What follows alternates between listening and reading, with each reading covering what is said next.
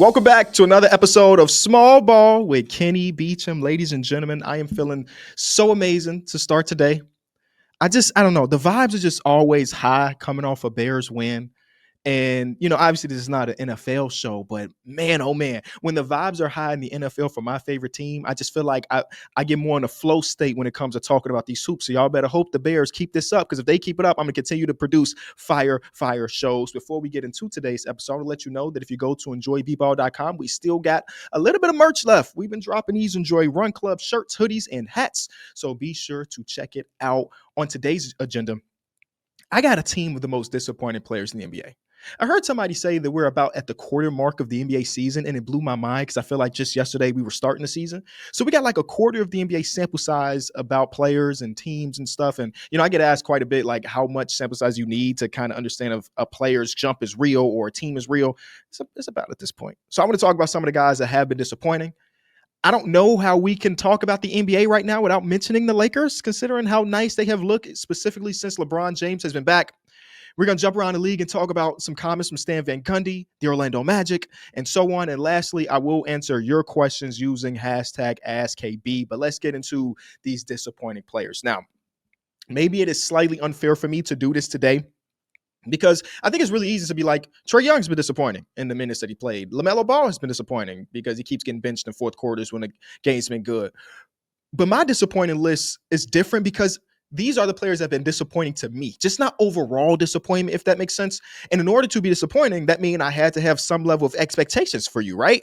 So just think about that with my own lens. Just think about that as we talking through these players. Just because they have been disappointed don't mean they can't turn it up or that I'm completely out on these players, because the first guy on the list is a guy I bought all the stock in the first moment I met him before the NBA draft. That is Evan Mobley. I remember just a few weeks ago before we started the season, I was reading comments from Kenny Atkinson. I was reading comments from NBA ownership that was saying, oh, this is the Evan Mobley year. It's rare. It's just, I don't know. I know teams and players are always going to talk about their players in the highest regard, but I just felt like it felt different the way Kenny was talking about the way they were going to use him in the offense. Ownership was talking about him being a 24 point per game guy, and I bought all of it because I thought that last year's offensive jump was amazing. If progression is not necessarily linear for everybody, but Evan Mobley felt like a guy that it would be linear, and it has not been the case. I've just been underwhelmed with his performances. He hasn't been bad, and I know he's become somewhat of a punching bag, and that kind of happens in the NBA eventually if you don't get better when people expect you to get better. But I've just been underwhelmed by his production, and I thought that this could be a season where he can overtake, in the offensive importance role, at least be higher than Darius Garland on the list. And as we continue to see for the Cleveland Cavaliers, that team don't really go if Darius Garland ain't there. Shout out to Donovan Mitchell for holding it down when he can. But Evan Mobley, top of the list. The rest of this is not in any order, but Evan Mobley had to be number one on my list because I am an Evan Mobley super fan / investor with all the rookie cards I got of him.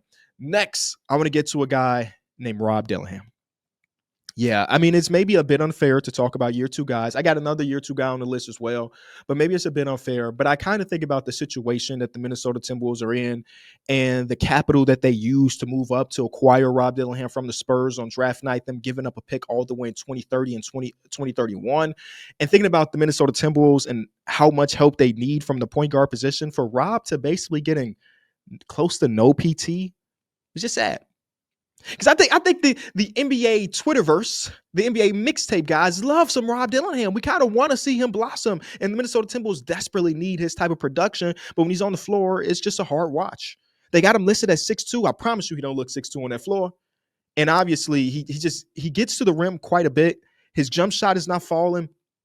But the problem is, I think the biggest hole right now in this game, and there's a lot of holes, and he got a lot of time. Don't get me wrong. Floater range. Floater range, he has not been able to capitalize, and a lot of the smaller guys across basketball really pick apart teams by getting 2 feet into the paint and being able to hit a floater. And I think he's just 0 of 12 on the season, if I read that correctly. Insane. Next guy on the list is a universal one, so I don't want to go too far into this, but Derek White. He had a cool game against the Detroit Pistons a few nights back where you're like, oh, there's Derek White. But it is very interesting to see his shot diet kind of fluctuate between the last couple of years of his career in Boston versus now. And I think Jason Tatum gets a ton of credit for not whether or not Derek White makes or misses shots, but the type of shots that he's generating for a guy like Derek White as a guy that has to initiate his own. We're seeing his 2 point shot diet go up like almost double of what it was last season. Where last season it felt like it was found money if you got Derek White into the paint, if he was able to beat his first defender, and now he's just struggling. It's just harder to do when you don't have all of the talent around you. The next guy on the list is the hardest one to put on this list because I'm still all in on this dude, but the sophomore year has not been as good for my guy, Modest Buzelis. Yeah, I was really high on him, and I'm still very high on him. But coming into the season, I'm like, yeah, year two players don't ever really win most improved player. But if anybody was gonna do it, it's got to the point where, like, first of all, I just don't know what Billy Donovan goal is necessarily because the Bulls aren't winning games and he's not helping develop talent. Then where are we at with this? Where Modest has games where he's playing like 19 minutes, and I'm like, for who? For Patrick, for who? You know what I mean? And I'd rather him play through those mistakes. You hear on the broadcast a ton if you're watching the Bulls broadcast. They have like, it's not necessarily a hot mic, but you can hear him yelling, Modest, Modest, Modest a lot, and him getting a short leash. I hate it. And I wish they let my boy rock out just a little bit more. I want to see him be more confident. There's a lot of times in last night's game or 2 nights ago's game versus the Indiana Pacers where he got the ball top of the key and he thought about his next decision. I hate that. I want him to play off instinct. He's talented. Next guy is Bilal Coulibaly. Bilal's only played 10 games, not 10 minutes, 10 games so far this season. And I think the toughest thing for me is trying to figure out what he looks like as an offensive player when he's done with his progression. I think he's undoubtedly going to be an impactful defensive player. You're already seeing that right now. But with George getting better and Sarr getting so much better, he's kind of been pushed down the totem pole of most important offensive players, and it's kind of changed his shot diet quite a bit. He's taken more threes than he ever has really, and he just, I don't know, feels kind of out of sorts on the offensive side of the ball. And again, just 10 games this season, so maybe I should give him a little bit more time. But it's not a ton of structure in Washington, and it's hard for me to visualize him finding his footing offensively with the way the team is ran right now. Number 6 guy on the list is my boy Zoo. Big Zoo played like an All-NBA player last season. This year, it just hasn't been the case. His overall counting stats and everything look almost identical if you really look at it. But I think the on-court impact is probably lacking. And if we have time, we'll talk about the Clippers a little bit more, so I'll maybe save some of that for later.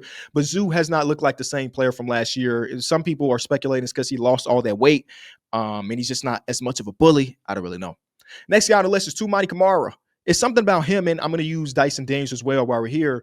These guys that are so talented defensively and showed us at least a little bit last year defensively, you kind of expect it to just be better. And both of these guys are struggling from the field. Some of these guys, and Dyson Daniels, seems like at times he's lost his confidence on the offensive side of the ball, not taking shots and completely getting rid of the three-point shot completely in his game. And, you know, Toumani Camara's defense is still pretty good. He's still drawing so many charges and all.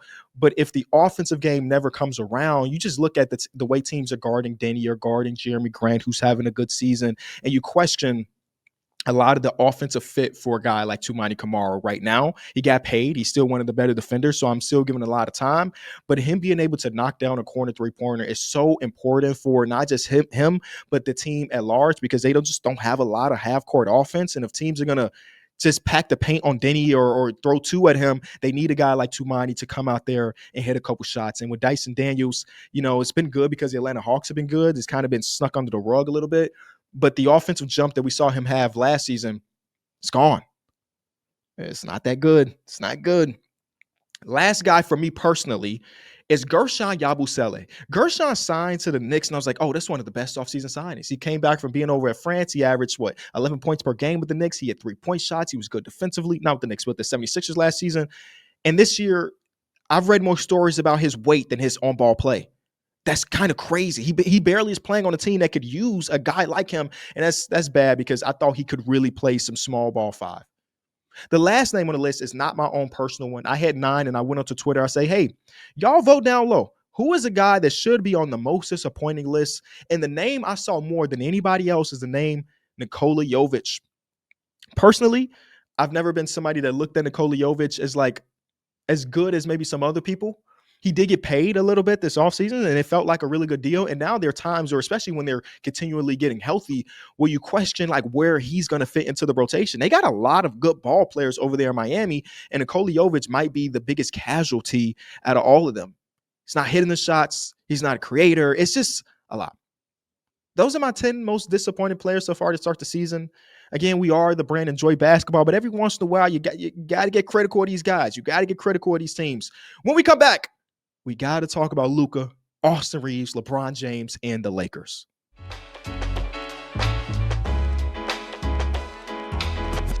The LA Lakers have been really good.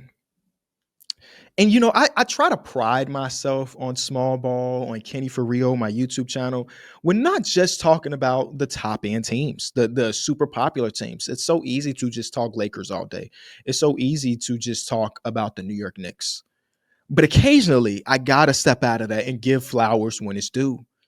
This Laker team, yeah, it's been good. It's been really good. And I'm trying to temper my expectations a little bit because the competition has not been amazing. It's been the Jazz 2 times. I'm talking about since LeBron James has come back, by the way. The Jazz 2 times, the Clippers, the Dallas Mavericks, and the Pelicans. It's not the toughest schedule. It's not the toughest stretch.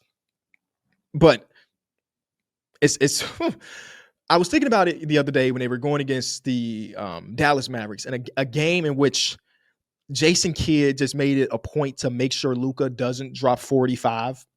So much so that the first possession of the game, it's like something I've watched hours and hours and hours, years worth of basketball in my almost 30 years of life. It felt like a troll in a sense that right off tip-off, Jason Kidd threw 2 people at Luka Doncic off the tip. He wasn't even half court yet. Luka Doncic passed it up once, and one more pass to Austin Reeves for the quickest 3 points you'll ever get in an NBA game. It reminded me of like when Greg Popovich intentionally fouled. I think it was Dwight Howard to start a game, and then they cut to Greg Popovich. He was like, "See, gotcha," as a joke. Jason Kidd was like, "You're not doing this against us." And they threw 2 at him. They hedged screens. They played box and one. They did everything imaginable. And I'm just watching this game, and I'm taking my notes, and I'm like, how high can the Lakers get on my overall hierarchy of contenders? Yeah. Just 5 days. No, I'm at this point, 6 days ago, we just did an episode of Numbers on the Board. We say, hey, who are contenders versus pretenders? We got to the Lakers and we all was like, probably pretenders. And I saw 2 more games. I was like, no, I think they're contenders, y'all. Right now, my hierarchy when it comes to contenders right now, I got the OKC Thunder, number 1. I got the healthy Denver Nuggets team, if they can ever get healthy, number 2. I got the Houston Rockets, number 3, and right behind the Houston Rockets, the LA Lakers. And I wouldn't be too crazy. I wouldn't call you crazy if you have the LA Lakers over the Houston Rockets. Notice in my top 4 teams, there's no Eastern Conference teams. I'm still trying to figure out these. Everybody's still trying to figure out these. But the Lakers have been that ridiculous since LeBron James has come back. In that small sample size, very small, 5-game sample size, the Lakers have the best offense in all of basketball by a pretty good margin. Again, Jazz twice. You feel me? But I'm just giving you the stats as they sit. My favorite thing to watch is to see how these teams are trying to scheme up what I'm calling the 3-headed offensive juggernaut. LeBron James has not had a game, right, where he was looking like last year's version of himself, and even against the Pelicans, he didn't play. But they have so much on-ball offensive talent. They have 2, we talked about this a year or so ago, 2 supercomputers that will break down your defense with just the mind. There's a clip that went semi-viral on NBA Twitter of Luka Doncic telling Rui Hachimura where to go for like 6 possessions to go straight, and they just scored on every single one of those possessions. Where after the game against the Clippers, Tyronn Lue basically said, we tried. Remember the Lou Williams clip when he was with, I think it was Montrezl Harrell, when they were asking about how you guard Kevin Durant? He said, I promise you we tried. That's the same vibe I got from Tyronn Lue in that post-game interview talking about Luka Doncic. They tried everything, and it did not matter. One of the things that, because they have so many offensive weapons, and I'm specifically talking about like Austin Reeves at this point, to be honest, because again, LeBron hasn't been able to give us a crazy offensive game just yet. That these teams that are blitzing Luka Doncic, sending to yada, yada, yada, the Lakers are completely okay with just playing 4v3 offensively. And Austin Reeves has just continued to turn into just an offensive juggernaut that he's able to take that 4v3 and turn it into what feels like 4v2 and sometimes 4v1, because he is as smart as anybody that's not one of the top 10 players in basketball. It's such a pleasure to watch. And again, I've always really enjoyed Luke. I've said it once, I'll say it again, that if you only can go see one NBA player play live, Luka Doncic is number 1 on the top of my list. Every chance I get to see Luka Doncic play, I will, because it just, I think that some of the ins and outs of what Luka Doncic does kind of gets lost through TV, and you kind of have to be there to see it. Though these teams have not been good defensively, Tyronn Lue and Jason Kidd, we give them the credit for being defensive oriented coaches, and they both again went to their post game interviews like we just don't really know what to do with this team. And if we add on top of like a Rui Hachimura having a good shooting game or somebody else just stepping up and hitting some shots, it's just a dangerous offensive team. And some of the other teams that we mentioned on the hierarchy of NBA contenders, the OKC Thunder have the mindset of we gonna muck it up, we gonna get steals, we gonna foul a hell of a ton, and we gonna play great defense and turn those opportunities to buckets. The Denver Nuggets and the Lakers are somewhat similar in the sense that their identity is that we're going to be so damn good offensively, and as long as we can be okay defensively, that is enough. And we're seeing that in real time. One of the questions I've been asked a good amount about this Laker team since they've been looking pretty solid recently is like, how can you explain the fact that they have such a great record, but their net rating is not as good as the OKC Thunder or the Denver Nuggets or the Houston Rockets, even though they have similar records in a few of those teams? And the best way I could describe it is that sometimes this feels like a get you a stop when you need a stop team. And that could be a dangerous game to play, right? You go to a 7-game series, every single possession matters. But it seems this is one of those teams like, yeah, it's not that we're going to lollygag defensively for the entire game, but like it's not our main priority. And then you see it when games get somewhat close. You see when teams go on a run, they can give you 3 to 5 stops in a row. You're like, oh yeah, this team does have an okay defensive ceiling. And again, it could be dangerous in the postseason where it all matters. But I'm just amazed with all of this. The biggest beneficiary, if that's how you pronounce that word, to Luka Doncic seeing all these defensive coverage is Austin Reeves. Austin Reeves, has not hit his shots as good as we normally see him do, but he is still. I didn't even write these numbers in my book, so let me look at these real quick because it is so crazy to see him averaging through 15 games. Yeah, are you ready for these numbers? 28 and a half points, not minutes, points. 7 assists, 6 rebounds, 51, 35, 87. I don't know. As somebody that, was liked Austin Reeves earlier in his career, I don't know if anybody saw him being a near 30-point per game scorer, specifically on a team that also had 2 other superstars. He's just really good, y'all. And if he can get to the point where his 3-point shot can fall like it did in the game versus Dallas, where he hit 6 of them, then it's really GG's. One thing that was so interesting is that those first 2 games versus the Utah Jazz, for Austin Reeves at least, it felt like he was kind of waiting for his opportunity, waiting for the ball to get to him, not really pushing pushing the tempo or pushing what he looks like as an offensive guy, just getting it in the flow. And even in those games where he was getting it within the flow, he had 26 points in the first game and 22 points in the second one. He is a guy that you can play off ball and have silent 20 to 25 point games, but he also is a guy say, man, Bron wants to be a screen setter. Bron wants to do this and let Austin Reeves cook, and he's been able to do that. After the first game versus the Utah Jazz, LeBron made the quotes in his post-game interview that said, hey, man, I genuinely don't know why so many people was questioning whether or not I could fit alongside some of these dudes. And he's been able to do it.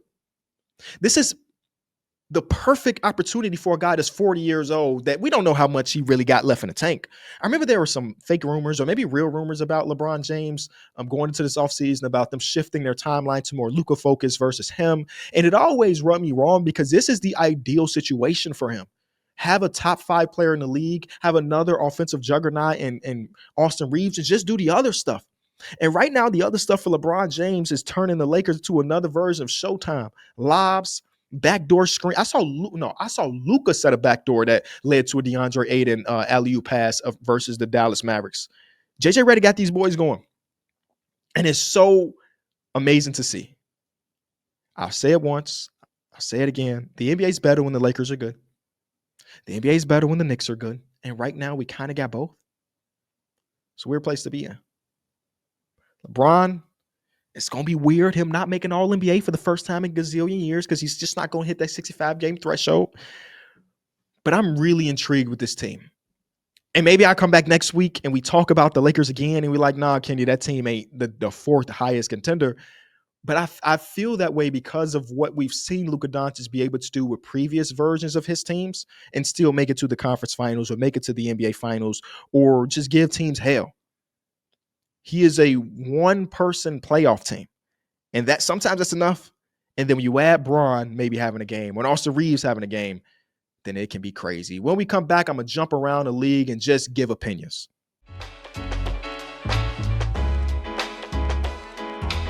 Before we go any further, I want to say thank you to our sponsor over at DraftKings. Maybe you know all about DraftKings Pick 6 by now, but if you don't, let me fill you in. It is where you can pick more or less on different players' stats for these upcoming games. Just pick two or more different players into your pick set and decide more or less. Sit back and watch and see if you made the right decisions. You know, this is an interesting game, y'all. It's an interesting game. On the other show, we have our leaderboards, and right now I think I'm in second place, which is cool. I like when I can put together a pick set for y'all that's like 4 picks.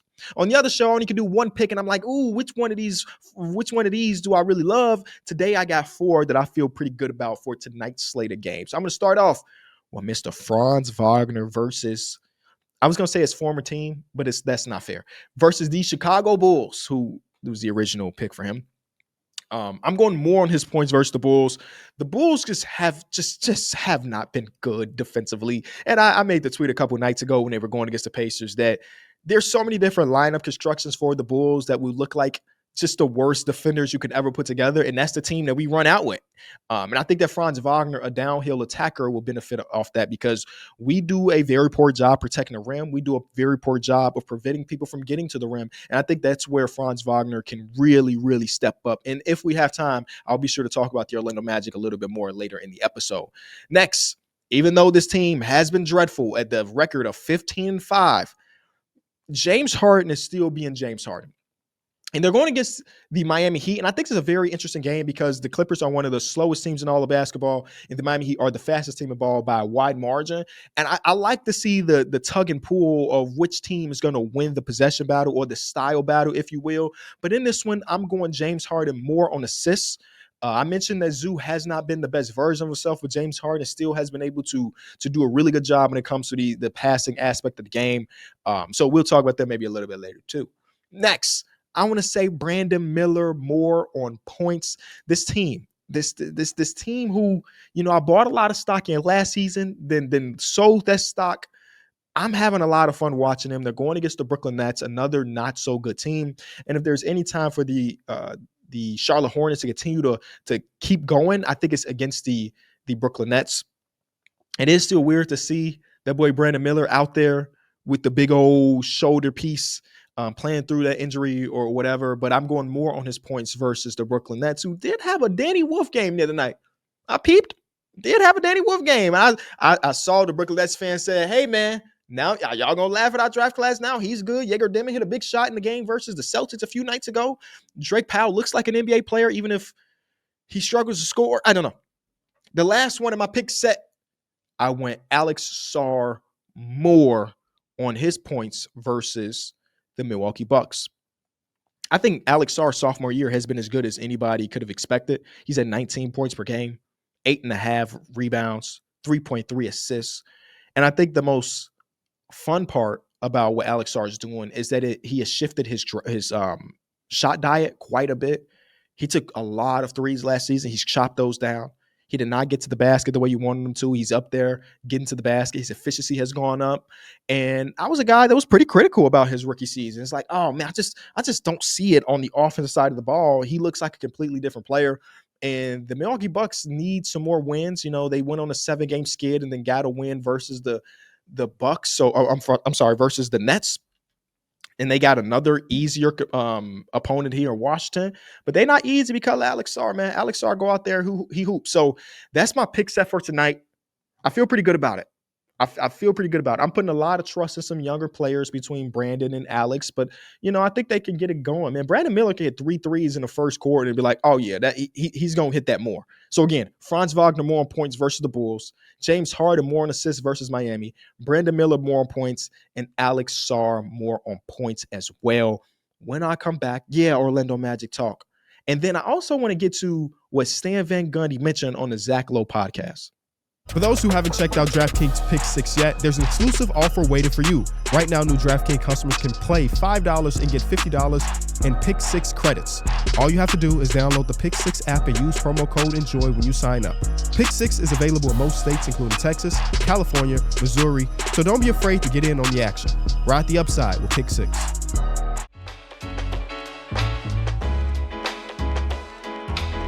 I'm going to say Stan Van Gundy is turning into one of my favorite people to listen to, from the broadcast to his appearances. And while I always don't agree with his opinions, I think he always gives you something to think about. And on his most recent appearance on Zach Lowe's podcast, he said, "We can probably say that the best 20 basketball players in history have probably played in the last 20 years. He goes on to say that Nikola Jokic is probably the best player ever to play basketball.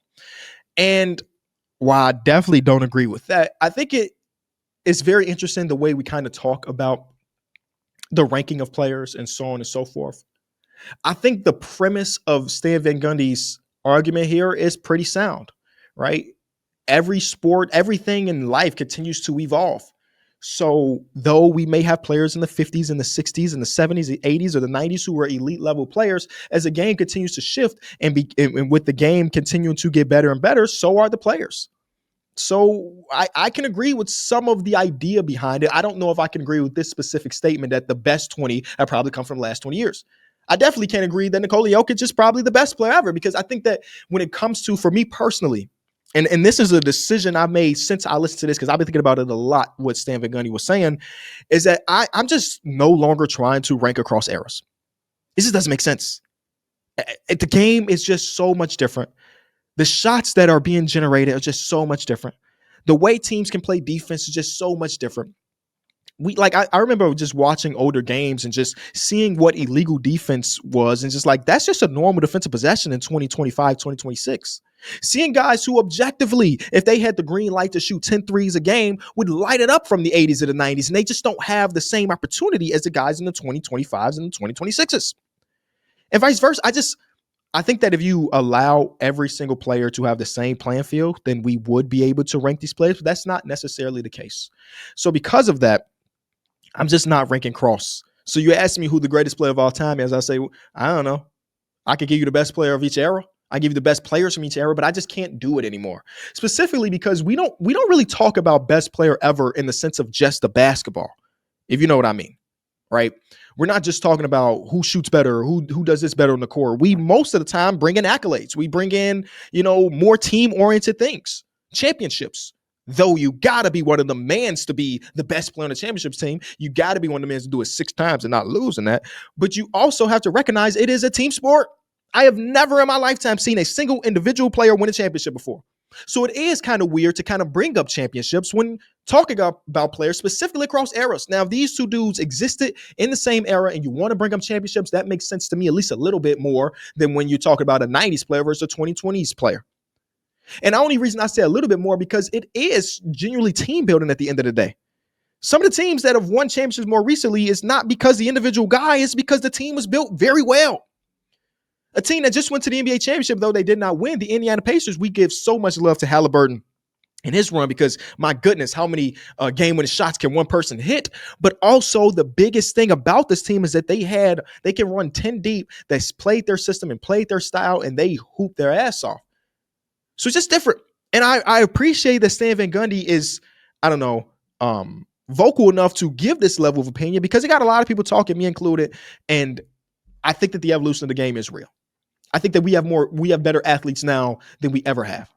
I think technology, even though we're dealing with so many injuries in the NBA, technology in the medical field has allowed players to come back from an ACL, come back from Achilles, where in the 80s and the 90s, you come back from Achilles. I mean, what's the picture? The Bernard King knee pitcher? We had to play with that big ass brace for the rest of his career. There's players in the NBA with multiple ACL injuries. And it's like, yeah, he cool. The sneakers. Man, go look at what Will Chamberlain was hooping in. I wouldn't walk outside in those shoes if it was snowing, because it was that thin. And now we got shoes like, oh, that's a zero bounce technology with your toes don't curl. Keep me within errors. Shout out to Stan Van Gundy. Next, what I want to talk about is the Orlando Magic. They're sitting at 12-8 right now. They're 8-2 in their last 10. I'm just going to read you the overall stats of these top last 10 games. They are 7th on offense in the last 10 games and 8th on defense. Talk to me, Magic fans. No, seriously, though, talk to me, Magic fans. How are y'all feeling? Because I have my opinions about what this team looks like and everything, but I'm curious what the fans feel like because it was a rocky start. And even in 12-8, you're like, okay. But no, you look at the way they have been playing as of recently, you feel more optimistic about what this team could potentially be. The Orlando Magic have never been a good offensive team, and now right now they are that. They're playing with a level of physicality that they've been able to play with in previous seasons, but I feel like it's amped up just a little bit because they're now turning their stops into transition buckets. When this was like a team that got a lot of stops but didn't run out with the best of them, and right now they're one of the best transition teams in ball. And it makes sense that it happens now. And maybe it should have happened years ago because they have so many great transition players, from Anthony Black, who I'm going to get to in a minute, from Jalen Suggs to Franz Wagner, who I just feel like just doesn't miss at the rim. They just have so many different options that it, like, some of the times it's off makes, right? Hit ahead passes to against the 76ers, the game I'm thinking about where Anthony Black hit the 31 piece, just hit ahead passes to him, who's just streaking down the left side of the court after a made basket that led to an easy layup. This team is just playing good hoops. And even Jamal Mosley says that their increase in offensive production is based on their defense, getting stops. And I do feel that way. Before the season started, we did an episode here on Small Ball. We talked about some of the most interesting players for the upcoming season. Basically, these guys are maybe the swing player for their specific teams. And one guy that I mentioned was Anthony Black. And in that, I mentioned how, maybe he should transition his game for being off ball a little bit more. They shouldn't run as many pick and rolls because he's one of the worst pick and roll players in all the ball last season. And some of that has happened this year, where one thing that bothers me about certain players, and a lot of times it ends up being the younger players, and Anthony Black still fits into that, even though he's a couple years into his career, is that they're not playing off instinct. They're playing a second behind. And I already mentioned that a little bit with Modest Buzelis, but I truly do feel like that was the case for Anthony Black, where it took him a half a second, a millisecond, if you will, to make decisions. And right now he's playing off instinct, and he's using that athleticism that I feel like he just didn't use a lot in the first couple years of his career. He's caught a couple bodies. He's getting out in transition. He's finishing through contact. He's playing really good ball. And he is kind of playing the hybrid role that I wanted him to play coming into the season, where he's just not on ball as much as he used to be, playing off ball, playing off cuts, playing in transition. That is the perfect type of player for Anthony Black to be. And he is one of the swing players for this team. I think the big question comes when you talk about the Orlando Magic right now in this run is about Paolo Banchero, where it's like, hey, this team is looking so good without Paolo. I think it was Bill Simmons that named it the urine theory, where your best player goes down, you continue to play good, and then you question whether that player, your best player, is even your best player, or even if he's a good ball player. And here's what I would say about that. I think objectively the team is playing more free-flowing because Paolo Banchero was top 5 in isolation touches before his injury. And if you eliminate that level of offensive production or eliminate those touches, and you don't have the talent necessarily to bring it up, then you need to spread the wealth a little bit more. You need to throw the extra one more pass. You need to play, more Iverson cuts and more Horns actions, because you just don't have the offensive talent that Paolo Banchero was bringing. Now, I do think it's going to be some internal thing between him and Trae Young and some of these other very good players that are missing in their team playing successfully. You're going to have to look internally and say, hey, the team is doing good doing this, so I got to cut my isolation possessions down a little bit. I got to cut down my late shot clock mid-range jumpers down to fit into what this team is. And I think ultimately that just helps the ceiling of this team. I think it'd be crazy to think that this team is better without Paolo, though.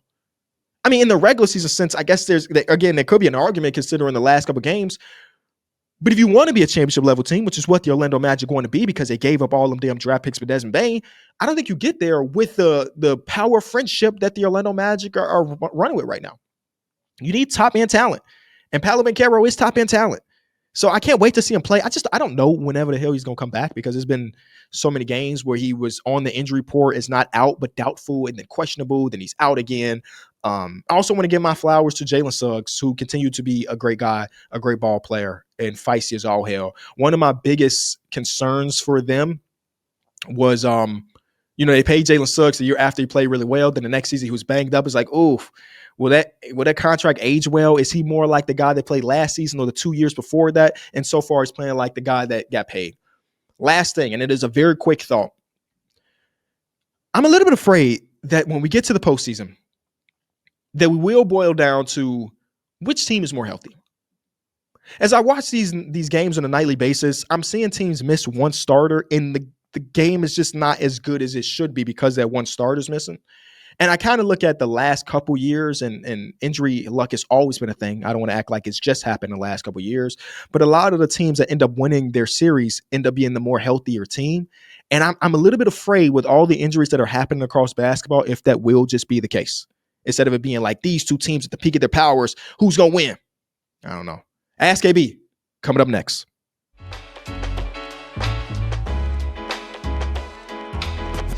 Now it's time for my favorite segment, your favorite segment, Ask KB, where you can hit us up on Twitter, on Instagram, and ask me questions. Sometimes it's NBA, sometimes it's not. The first one comes from Nutter331. Shout out to him. I feel like he's on every single episode of this show and Pierre's show as well.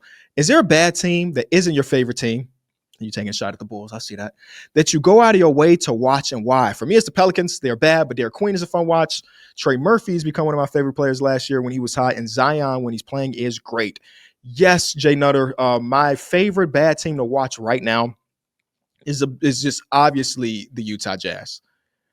I'm saying they're a bad team. They're one game out of the play-in right now. No, they're a bad team. And the reason why I love watching them play, Larry Mark is one of my favorite players to watch in general. I think that some of the ways he's able to, or I guess Will Hardy's able to generate good looks for him is, I don't know, it's inspirational. I think that Will Hardy just has a really good offensive system. They don't have a lot of great players over there, but watching Larry Markin be able to drop 30s and rarely dribble the basketball, like some of the shots that he's taking and making, it's just literally off catches, off cuts, and so on.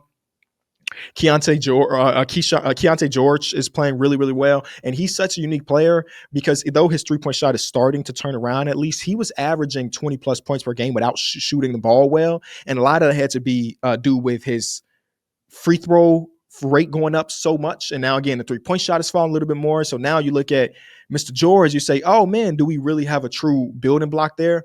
And also because the team is so bad defensively that somebody on the other team is going to take off. Somebody's going to have 30 to 40 every single night on the other team. And it's like, oh, is it going to be a Curry night? Oh, is it going to be this player night? And it's fun. It's fun with no stakes involved. Fun offenses going head to head. I absolutely love it. I was a big Bryce Sensabaugh guy before the season started. Next question. Comes my boy Cam. Cam says, how do you think the Spurs offense will look once Wemby comes back?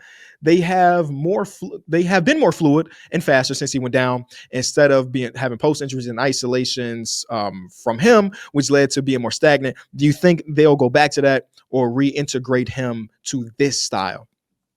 I think it's more likely that they go back to the Wembanyama type of way.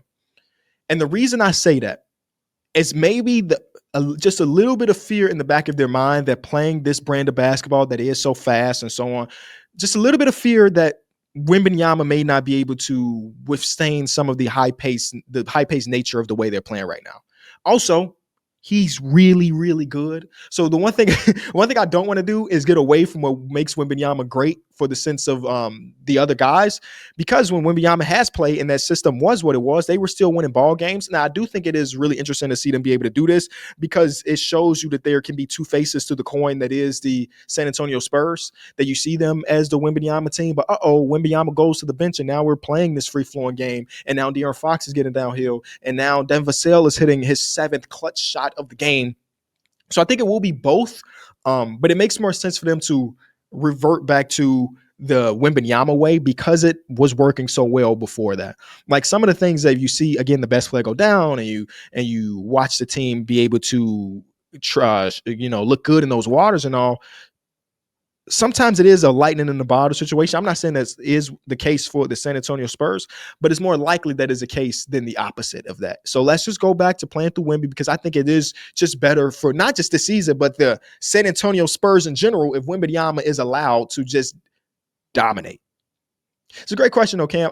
The Spurs fit into that too. Even post Wemby being out, they are still an amazingly fun team. And we made the joke earlier that like, maybe because this was a big question before De'Aaron Fox came back, then maybe they don't need De'Aaron. Man, De'Aaron Fox had that 30-point game against Portland, closed out a few games, 12 assists in the game versus Denver. So yeah, he's still one of them ones, believe it or not. I'm so happy he's continuing to show that. Next question comes from Tony Rotenberner, is it okay for in-arena fans to say what they want to players since they pay for tickets? Shouldn't players just ignore everything they hear? It's a very great question from Mr. Tony Rotenberner. So this is coming off the heels of a couple different ones happening just this week. Draymond Green getting into it with a fan against the Pelicans, if I'm not mistaken. Zach LaVine getting into a fan of his own franchise in the Sacramento Kings, and then Josh Giddey getting into it with a fan versus the Charlotte Hornets the other night as well. All three of these things happening in the last week and some change. So I kind of want to tackle at least a couple of those with starting off with the Zach LaVine one, because it's so unique, because it's not a road game where fans are heckling you, like in the Draymond Green case or even in the Josh Giddey case. It's like fans are going to be fans. They root for the other team, so they may say something crazy. This is his own fan base. And this guy, there's a season ticket holder, if I'm not mistaken, going out of his way to say, man, you got to lock in defensively, and words being exchanged and him eventually getting kicked out of the game. I think that one is different than the other ones, where if the reports and the story that the guy that got kicked out said is, if that is true, then I don't see much of a problem with it. Because I think as a fan, you always just want your players to give their best effort. And in his mind, and Kings fans' mind, because I got some screenshots of what these Kings fans been saying about my boy Zach LaVine, in their mind, Zach LaVine's not playing up to par. From my understanding, from his interpretation of the story, because Zach LaVine has not commented on it, from my understanding, nobody went out of the way to call them and call each other names, so yada, yada, yada. It was, hey, man, we suck right now. I want to see you play better defense. And it hit a nerve, I guess. So I feel like that one's more okay. I don't like the back and forth nature of it all, but I think that one's a little bit more okay. And to the second part of the question is like, should the players ignore it? Man, it's so easier said than done. Because on a very, very, and I'm going to say this a couple more times, very, very lesser scale, as somebody that creates content, you will see 1,000 comments about how great a video was, how great of an entertainer you are. And then that one comment that says, man, this was ass, it sticks. So I can understand it from a player's perspective of hearing your home fans saying, man, you got to lock in and be like, bro, I'm trying my best. Maybe he's not, though. The other two instances are way different. The Giddey one, I don't know. I'm right there on the, like, I try not to play on the fence, but this is one where I'm on the fence, because I don't know. Josh Giddey got traded to my favorite team over a year ago at this point. And when he got traded to my team, I was like, oh, I gotta make sure I do my due diligence to try to figure out what the hell happened. And if you know the situation I'm talking, I'm not gonna go too much into it. I still don't. Nobody has been able to say definitively this is what happened. Everybody is speculation and so on and so forth. So I don't know where to sit there. And obviously it struck a nerve for Josh Giddey, which is surprising to me, because I feel as though a lot of the road games that Giddey might play at, he may hear something similar. I don't know what specifically about that fan got him, but it's an interesting question, Tony Rotenberner. And I think maybe it's a little bit more nuanced than saying like they should be able to say what they want, but the players can't, the last question that we have is an audio one, which again, you can send us you can hit us up on Instagram, send us a voice one. This one comes from my boy Hamilton. Well, let's see what you got. You watch all these NBA games, you make content for multiple channels, you have 2 podcasts, run a company, you have a family, and of course you have other interests and activities and a life of your own on the side that we don't see. How do you do all of it? It's inspirational, honestly. Thank you, Hamilton. What I will say is that I am a lot better at time management now than I was, let's just say, even a year ago. I've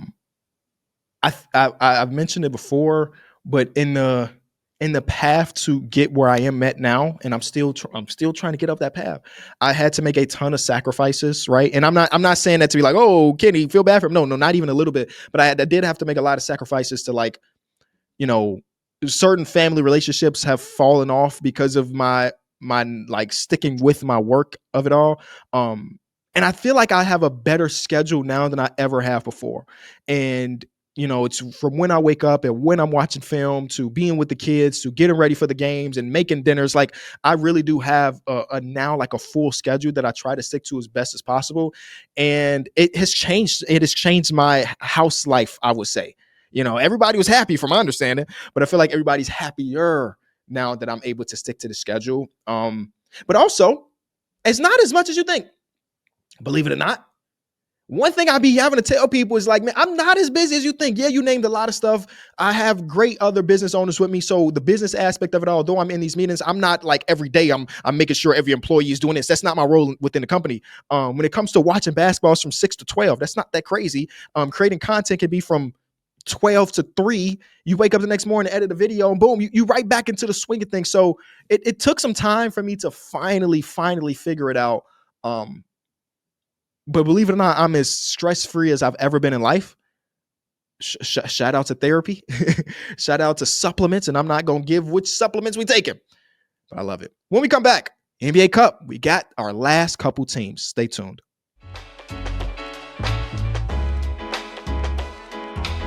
The NBA Cup quarterfinals are set. We're down to our last 8 teams. And I will say, man, I am a true lover of the NBA Cup for what it's worth.